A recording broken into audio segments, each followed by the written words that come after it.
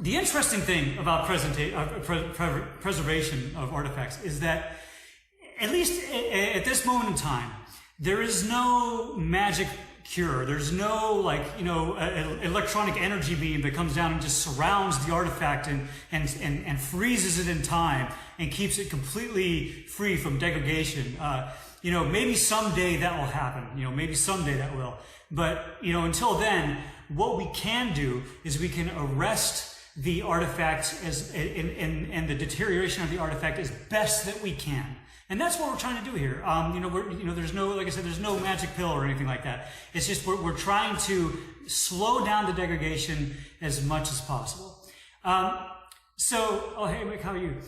So what are the enemies of the artifact? Like, say you have a treasured heirloom, you have a coat that your great-grandfather wore. What are the enemies of that, and what causes those to deteriorate? Well, probably the biggest one that you're going to look at is light.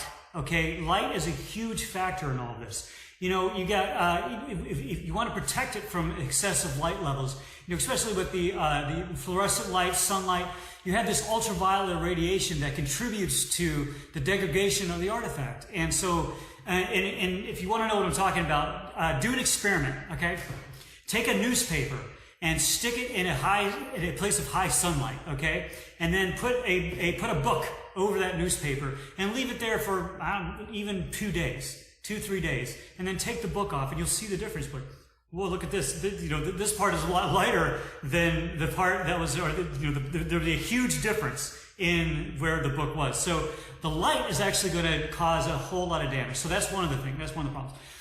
Humidity. Okay, too high humidity encourages pests. It encourages mold growth. On paper, especially textiles, parchment. Organic objects in particular absorb. Organic objects are going to, be really susceptible to humidity.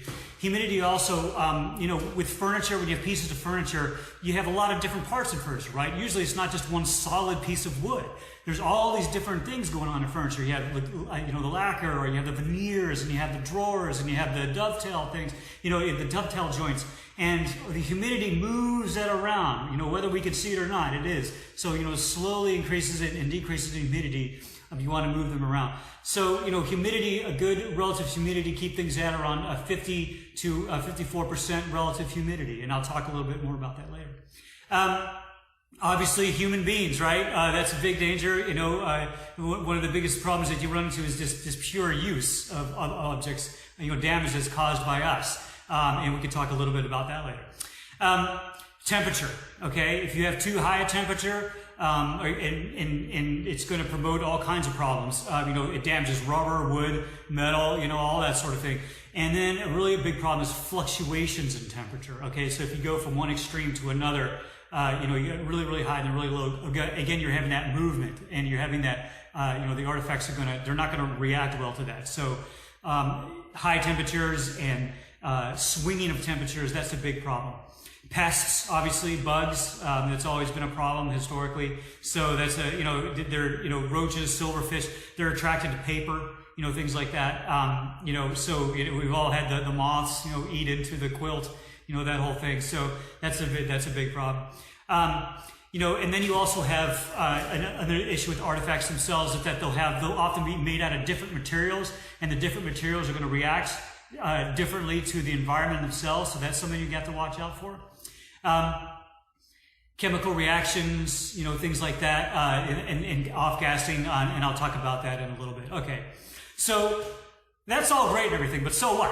What about in your own home? Well, what does that mean? What that means is that, generally speaking, you want to keep your artifacts stored in the house proper, if that makes any sense. When I say the house proper, I am not talking about the attic, if you have an attic, or I'm not talking about the basement, if you have a basement, or outside buildings, especially garages, things like that. Some people have stalls, things like that. You don't want to keep them in areas like that. You want to keep them in the house proper, because, not everyone's going to have a museum quality HVAC system, and, they're not going to have access to be able to control all areas of the house. But generally speaking, and this is a general rule, generally speaking, The house proper, the inside of the house, you know, the first floor, the second floor, or just, you know, in the living room, dining room, things like that.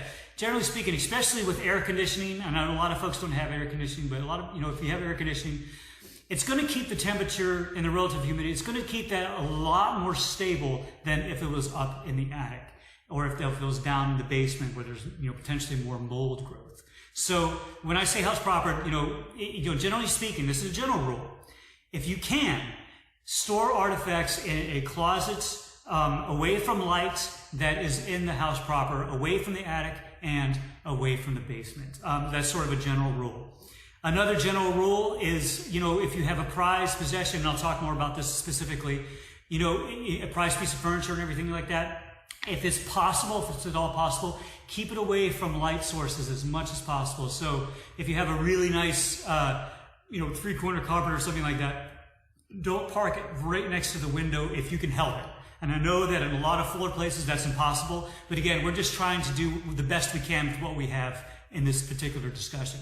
So if you can, keep it away from windows.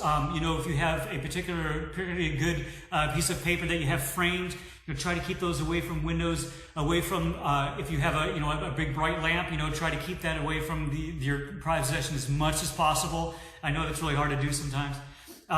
But you sort of get the idea. You know, if you can do it, do it. You know, your artifact will thank you in the end, because those are some major, those are the major enemies of your artifact.